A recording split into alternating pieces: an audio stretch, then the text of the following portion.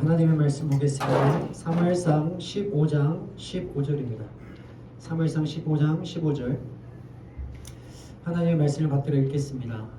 사울이 이르되 그것은 무리가 아말렉 사람에게서 끌고 온 것인데 백성이 당신에서 하나님 여호와께 제사하려 하여 양들과 소들 중에서 가장 좋은 것을 남기며 이는 하나님의 말씀입니다. 아멘. 여러분 그 13장에서 사무엘이 믹마스 전투 때 블레셋 사람들이 막 강대해지고 이스라엘 백성들이 도망가기 시작하자 사울이 그것을 기다리지 못하고 참지 못하고 예배를 드렸잖아요. 그 예배를 드린 다음에 사무엘이 와서 이제 버럭 화를 내고 당신이 어떻게 하나님의 말씀을 어길 수 있겠습니까? 라면서 화를 낸 다음에 돌아갔습니다. 그리고 13장이 지나고 14장이 지나고 15장이 지난 게 23년이 지난 거예요. 23년 만에 이 사무엘과 사울이 다시 재회를 합니다. 그러면서 1절에 이렇게 말해요.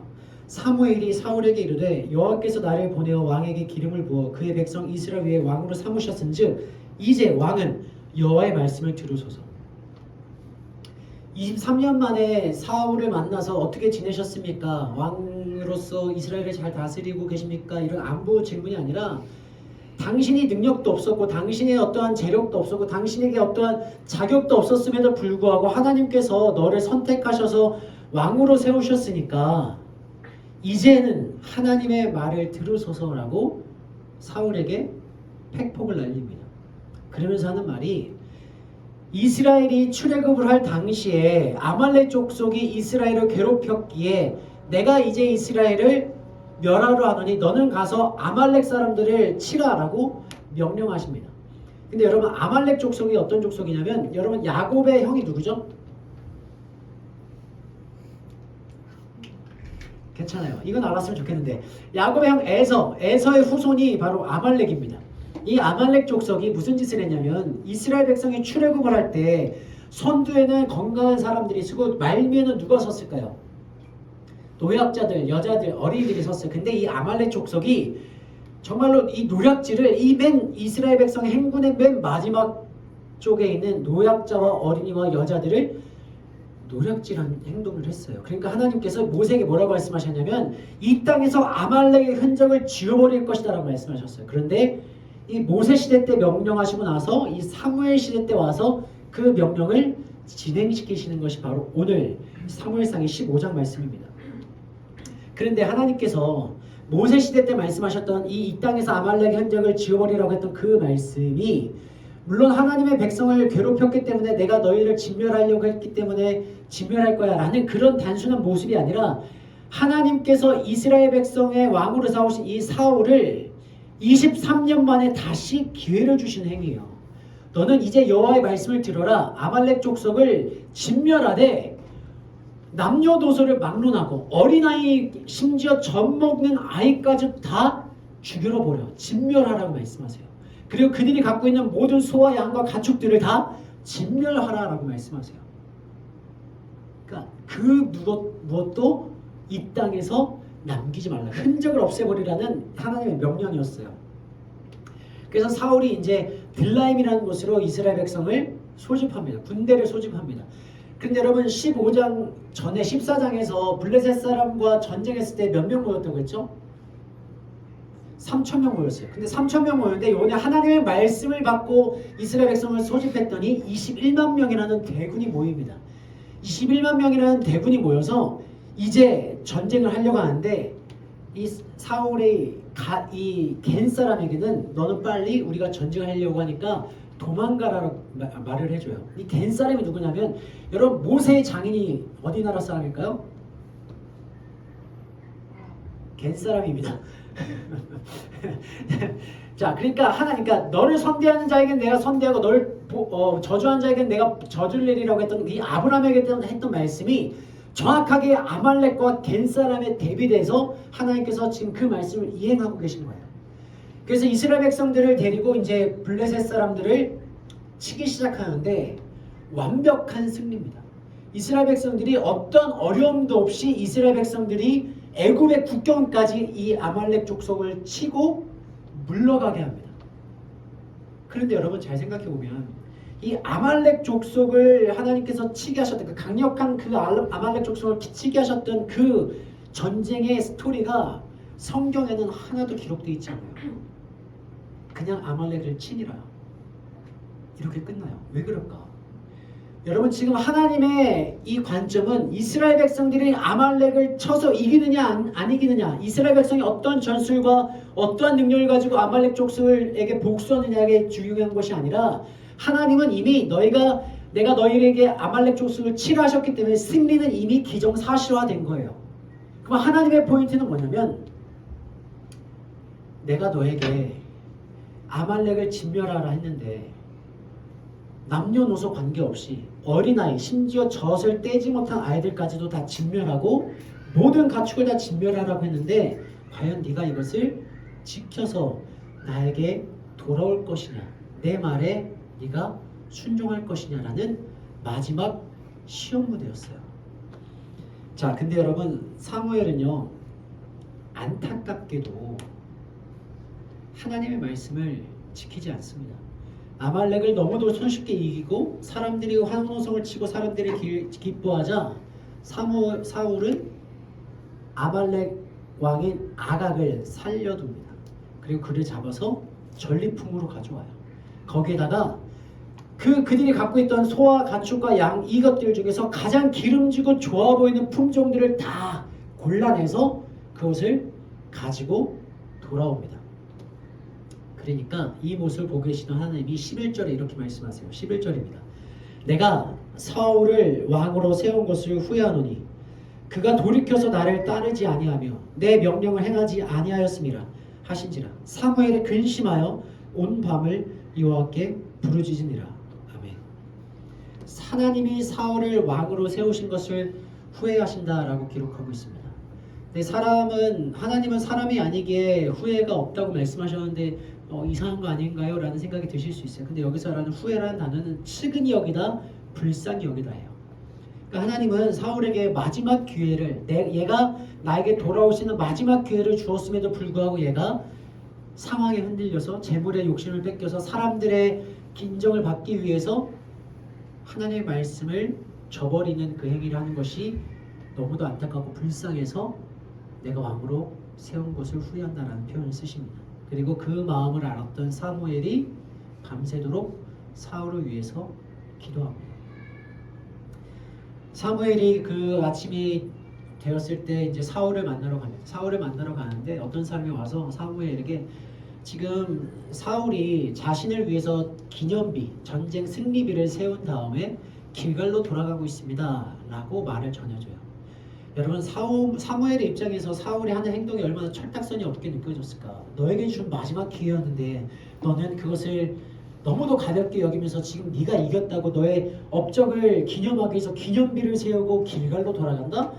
야, 넌 진짜 나이 먹고 그렇게 오랫동안 왕으로 살았으면서도 하나도 변한 게 없구나 라는 이 답답함이 있었을 겁니다. 그리고 길갈로 가서 사무엘을 만나는데 사무엘을 보자마자 사울이 달려나오면서 이렇게 말을 해요. 내가 승리하였습니다. 좋다고 막 자랑을 합니다. 그런데 여러분 그 사무엘이 거기에 딱 도착했을 때 무슨 소리가 들렸을까요?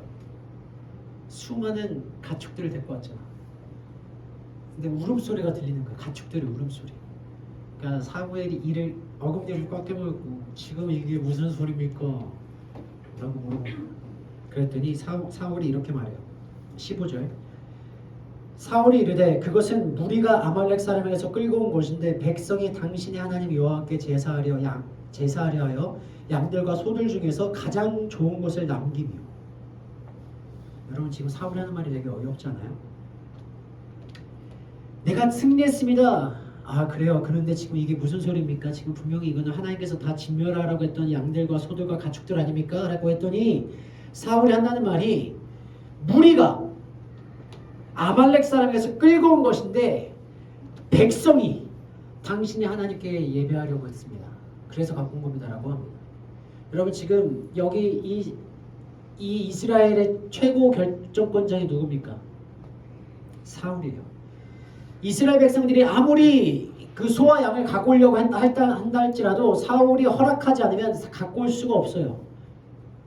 그런데 이 사람들이 이 많은 가축들을 갖고 왔다는 것은 사울이 그것을 동조했거나 허락했기 때문에 아니면 명령했기 때문에 그 가축들을 여기까지 데리고 온 수밖에 없었던 겁니다. 그런데 사울은 지금 무리가 갖고 왔다라고 자신에게 책임이 없다라는 말을 합니다. 그러면서 하는 말이 되게 충격적인 단어입니다. 나의 하나님께 예배를 드리려고 했던 것이 아니라 당신의 하나님께요. 하나님께서 사울을 기름 부으시고 왕으로 선택하셔서 왕으로 세우셨다요. 그리고 하나님의 영을 경험했잖아요. 근데 지금 얘는 하나님을 버려요. 나의 하나님이 아니라 당신의 하나님 여호와께 제사를 드리려고 했습니다. 근데 여기서 정말 완벽한 거짓말이 뭐냐면 얘가 지금 이 길갈로 왔잖아요. 길갈로 왔는데 하나님의 언약궤, 정말로 이 사울이 예배를 드리려고 제사를 드리려고 했으면 이 길갈이 아니라 하나님의 언약궤가 있는 기럇 여아림으로 갔어야 돼. 근데 길갈에서부터 기럇 여아림까지의 거리는 100km입니다. 그러면 그 많은 사람들 21만 명과 수많은 가축들을 데리고 기럇 여아림으로 갔어야 되는데 100km 떨어진 길갈로 왔다는 것은 하나님께 제사할 생각이 없었고 오히려 내가 아각 왕을 전리품으로 데려와서 이스라엘 백성들에게 내가 이 정도로 위대한 왕이라는 것을 보여주기 위한 퍼포먼스였고, 두 번째는 내가 이러한 모든 전리품들을 가져와서 이스라엘 백성들에게 나눠주고 나머지는 내가 재산을 가지고 있어서 언제든지 필요하면 이 물품들을 사용할 수 있도록 재산을 축적하기 위한 목적이었다는 것이 너무나도 명백한 현실이었어요. 근데 사울은 사무엘 앞에서 너무도 자연스럽게 뻔뻔하게 거짓말을 합니다.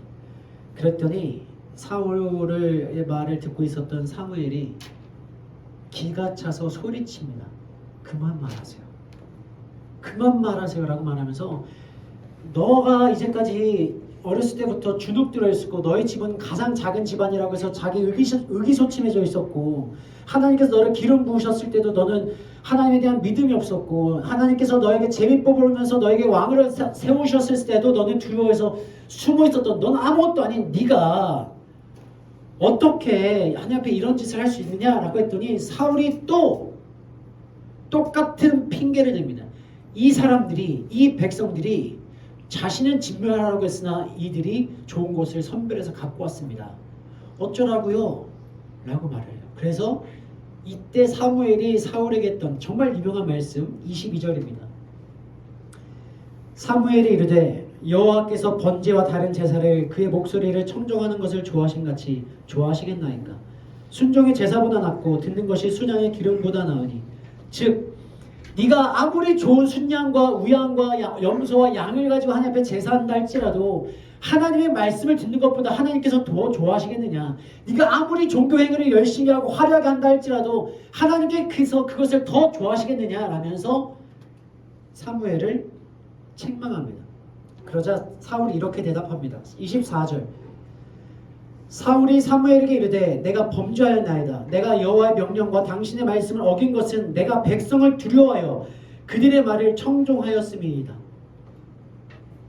내가 범죄했습니다. 내가 이스라엘의 사람들의 이 눈이 시선이 두려웠기 때문에 내가 어쩔 수 없습니다. 그러면서 30절에 이렇게 말합니다.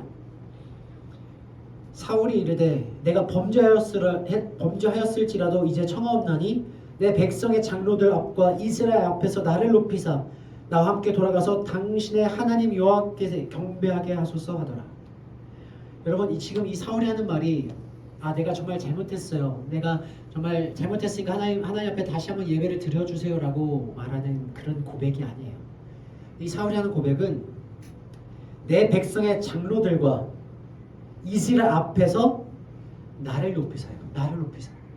나를 높이사 하나님께 경배하게 하소서. 즉 이스라엘 백성들에게 내가 왕으로서 영적인 권위와 하나님께서 나를 세우셨다는 것을 인정받고 하나님 앞에서 사람들 앞에서 그것을 과시하고 싶은 욕심에 나의 위신을 세워달라는 이 사울의 요청이었어요. 그래서 사무엘이 사울에게 이 제사를 같이 드려준 다음에 아가왕을 그 자리에서 찔러 쪼개 죽여버립니다. 그리고 돌아갑니다. 그것을 성경은 이렇게 표현해요. 35절. 사무엘이 죽는 날까지 사울을 다시 가서 보지 아니하였으니 이는 그가 사울을 위하여 슬퍼함이었고 여호와께서는 사울을 이스라엘의 왕으로 삼으신 것을 후회하였도다. 사울이 다시는 사무엘을 만나지 못하게 됩니다. 여러분, 사울의 행동이 어떻게 느껴지세요? 사실 사울이 처음부터 하나님의 말씀을 듣지 말아야지 라고 생각했던 사람은 아니에요. 사울은 어떻게 보면 되게 수수했던 청년입니다. 하나님께서 나에게 기름 부으신다고 했을 때 내가 무슨 자격이 있다고 무슨 능력이 있다고 저를 하실 수 있겠습니까? 라고 했던 사람이기도 하고요. 다른 사람들이 네가 무슨 왕이야? 넌 자격 없어, 능력 없어. 네가 무슨 우리를 구원할 수 있겠냐라고 조롱하고 비방하고 정죄하고 놀릴 때도 그들에 대해서 분노를 표출하지 않았습니다. 자신의 권력을 이용해서 그들을 죽이지도 않았어요. 그만큼 착하고 순수했습니다. 심지어 그는 하나님의 영을 경험함으로써 하나님의 임재를 경험했던 하나님의 사람이기도 했습니다. 그런데 왜 갑자기 사울이 이렇게 변할 수밖에 없었을까? 나의 하나님이 아니라 당신의 하나님이라고 표현할 만큼, 그리고 나의 죄를 인정하는 것이 아니라 저들에게 나의 죄를 덮어 씌우는, 어떻게 이렇게 악랄한 사람으로 변할 수밖에 없었을까? 여러분, 사울은요, 어쩌면 당장 내 눈에 보이지 않는 하나님보다 눈에 보이는 이 백성들이 더 두려웠을 겁니다. 어쩌면 아무리 기도해도 응답하지 않는 하나님보다 내 생각대로 내 마음대로 행동하고 판단해서 지혜롭게 행동하는 그것이 더 믿음직스럽게 느껴졌을 수 있어요. 언제 기도해도 응답될지 모르는 하나님의 응답보다 내가 물질을 많이 모아놓으면 필요할 때 내가 요긴하게 쓸 수 있을 거라고 생각했기 때문에 그랬을 수도 있어요. 그리고 23년, 30년이 넘는 시간 동안 내가 왕으로 살아보니 이 정도의 경험과 결륜과 지혜와 노하우가 생겼을 수도 있습니다. 그래서 하나님이 더 이상 필요하지 않게 느껴졌을 수도 있어요. 그런데 여러분, 사울이 이렇게 하는 행동이 물론 우리가 3자 입장에서 보면 안타깝죠. 답답해요. 근데 우리가 우리의 현실에서 사울의 입장이 된다면, 그 상황의 주인공이 된다면 과연 우리가 이렇게 안 할 수 있었을까요? 너무 급해. 막 하나님께서 빨리 도와주셔야 돼. 상황은 긴박하게 돌아가. 시험이 앞으로 막 다가오고 있어. 취업 준비해야 되고 어떤 사업에 어떤 결정을 해야 되는데 하나님께 기도해도 기도가 응답이 안 돼. 그러면 우리는 어떻게 할까? 너무도 자연스럽게 사울이 했던 행동을 반복하지 않을까요? 하나님께서 나를 세워주셨지만, 하나님께서 나를 여기로 불러주셨지만, 나와 함께하고 있는 사람들이 나를 어떻게 바라볼까, 어떻게 생각할까, 내가 다른 사람들한테 어떻게 보여질까를 더 두려워하면서 하나님의 눈치보다 사람의 눈치를 더 바라보고 있지 않았습니까? 여러분, 우리도 똑같아요. 우리가 하나님을 경험하고 하나님의 은혜를 받지만 시간이 흘러갈수록, 우리들의 상황에 익숙해질수록, 우리가 하고 있는 일이 익숙해질수록 우리는 하나님을 더 이상 찾지 않아요. 하나님의 눈치를 보지 않아요. 하나님께 묻지 않아요. 하나님보다 이 상황이 더 커 보여요. 하나님의 도움보다 세상적인 사람들의 도움이 더 커 보여요. 하나님께 길을 묻기보다 나보다 앞서간 선배들에게 길을 묻고 그들에게 정보를 얻는 것이 더 나에게 유익한 것처럼 느껴져요. 인정해요. 그래서 우리는 하나님의 눈치보다 사람들의 눈치를 더 많이 봐요. 심지어 교회에서도 하나님을 만나고 하나님의 말씀을 듣고 하나님께서 무엇을 나에게 원하신가를 들으려 하기보다 눈치를 보며 사람들의 앞에서 종교적인 행위를 할 때가 더 많아요. 여러분, 물론 상황을 파악하고 사람들의 눈치를 보는 거 되게 중요합니다. 사람들의 눈치를 잘 보면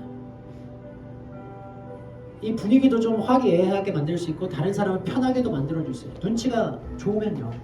근데 반대로 눈치를 못 보면 사람들이 욕해요. 사람들이 비난해요. 사람들이 뭐라고 해요. 그리고 정말 눈치를 계속 보다 보면 내가 주눅이 들어. 내 마음대로 내 생각대로 하는 게 아니라 다른 사람의 기분과 감정에 맞춰서 자꾸 나를 수동적으로 변하게 돼요. 그래서 지혜롭게 우리가 세상을 살아가면서 눈치를 보는 것 필요하고 중요합니다. 그런데 평생 내 인생에 함께하지 못할 그 사람들, 평생 나와 함께하지 못할 그 사람들, 잠깐 내 인생에 한 자리를 함께했다가 떠나갈 그 사람들의 눈치를 이렇게 많이 보면서 왜 우리는 내 평생 함께하실 하나님의 눈치를 안 보냐는 거예요. 우리가 누구의 시선을 더 두려워해야 될까? 우리가 더 누구의 눈치를 더 봐야 될까? 여러분 이걸 고민해 보셔야 됩니다. 여러분 사람의 시선은 늘 변합니다. 사람의 시선은 상황에 따라 달라져요. 시간에 따라 달라져요. 그땐 그랬지만 지금은 안 되고, 그땐 안 됐지만 지금은 돼요. 지금은 되지만 다음에는 안 돼요. 달라집니다. 기준도 달라져요. 상황도 달라지고요. 누구랑 같이 있느냐에 따라서도 달라져요. 그런데 하나님은 달라지지가 않아요. 하나님의 말씀은 변하지가 않습니다. 하나님의 말씀은 달라질 수가 없어요. 그렇기 때문에 우리가 붙잡아야 되는 것은 여호와 하나님이지 사람들의 눈치가 아니에요. 여러분 누구의 시선을 더 보고 있습니까? 여러분이 진짜로 세상 가운데 살아가면서 하나님의 눈치를 더 의식해 봤으면 좋겠어요. 저 사람이 나를 어떻게 생각할까? 이 눈치를 보지 말고 하나님께서 나를 어떻게 바라보실까? 하나님이라면 어떻게 하셨을까? 하나님이라면 이걸 어떻게 하셨을까? 저 사람의 마음이 아파게 하려고 하는 것이 아니라 정말 하나님의 마음이 아파게 하려고 내 눈치를 하나님께 맞춰보는 게 어떨까요? 하나님께 시선을 잃어버린 신앙은요, 방향성을 잃어버리게 됩니다. 사울이 처음에는 하나님을 바라봤지만 사람들을 두려워하고 상황을 두려워하다 보니까 이 삶의 방향성이 무너진 거예요. 그래서 결국 하나님 앞에 범죄하고 하나님의 나라가 그에게 끝이 나버립니다. 여러분 여러분은 하나님의 눈치를 보는 사람이 되었으면 좋겠어요. 사람의 눈치보다 잠깐 함께 인생의 한 시간을 공유하고 떠나갈 그 사람보다 진짜 하나님의 눈치를 보는 사람들, 하나님께서 무엇을 원하실까? 하나님을 인식하는 사람들, 어디에 있든지 하나님이 원하시는 것이 무엇일까? 무엇을 하든지 하나님께서 하시고 싶으신 일이 무엇일까? 무슨 말을 하든지 하나님께서 하시고자 하는 말씀이 무엇일까를 고민하며 두려워하며 의식하며 인식하는 인생. 그래야지만 우리가 이 세상에서 그리스도인으로 살아갈 수가 있습니다. 그렇게 살아가는 저와 여러분이 되었으면 좋겠습니다. 우리 함께 기도하겠습니다. 하나님 아버지, 우리가 참 사람들의 눈치를 많이 보며 살아갑니다. 저 사람의 마음에 들기 위해서, 또 사람들에게 눈치를 보며 상황을 잘 파악하기 위해서 내가 하고 싶지 않은 일도 하고 하지 말아야 할 부분도 하며 살아갑니다. 그런 하나님, 이제 하나님의 시선을 두려워할 수 있는 우리가 되었으면 좋겠습니다. 무엇을 하든지 하나님께서 어떻게 바라보실까를 걱정하며, 어디에 있든지 하나님이 나와 함께 하시고 계신다는 것을 인식하며 하나님의 말씀을 의식적으로 기억하는 우리가 되길 소망합니다. 그렇게 살아갈 때 단 한순간이라도 그리스도인으로서의 삶을 살아가게 될 줄로 믿습니다. 하나님의 시선을 두려워하는 우리가 되게 하여 주옵소서. 하나님이 우리와 함께 하시다는 것을 인식하는 우리가 되게 하여 주옵소서. 그러므로 말미암아 이 세상 가운데 하나님의 은혜를, 사랑을, 하나님의 정의를 실천해 갈 수 있는 하나님의 청년들 될 수 있도록 역사하여 주옵소서. 이제는 우리 주 예수 그리스도의 은혜와 우리를 사랑하시되 끝까지 사랑하시는 하나님의 사랑하심과 성령 하나님의 감화 감동 역사 충만케 하시는 은혜가 지금 이 자리에 사람들의 눈치보다 하나님을 더 인식하며 하나님의 시선을 기억하기로 소망하며 다짐하며 결심하는 하나님의 백성들 머리머리 위에, 그들의 앞날과 일터와 일생 위에 이제로부터 영원토록 함께하옵시기를 간절히 축원하옵나이다.